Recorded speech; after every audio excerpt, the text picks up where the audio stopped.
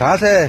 नमस्ते sir, मेरा नाम सचिन शेंडगे है. मैं महाराष्ट्र नाशिक से हूँ. नाशिक से? हाँ. हम महाराष्ट्र से कोल्हापूर.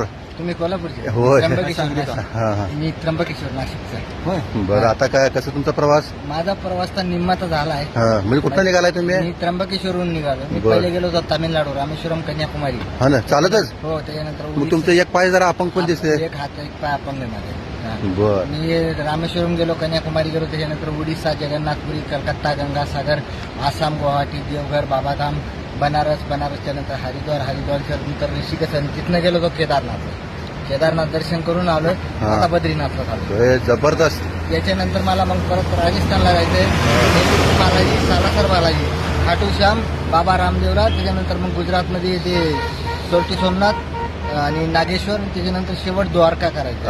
आपका नाम? माझं नाव सचिन रंगनाथ शेंडगे, जिल्हा नाशिक, त्र्यंबकेश्वर. बघा, हा. एक पायानं आणि एक हातानं अपंग आहेत. 26 जून 2024 नाशिकवरून निघालो. 2024 ला तिने घर सोडलेलं आहे आणि 26 जूनला. 26 जूनला. बघा, जबरदस्त. Hats off. तुम्ही जरा असं केलं हे करा. जबरदस्त आहेत. ह्यांच्याकडनं खरी प्रेरणा घ्यायसारखी माणूस आहेत. ओके.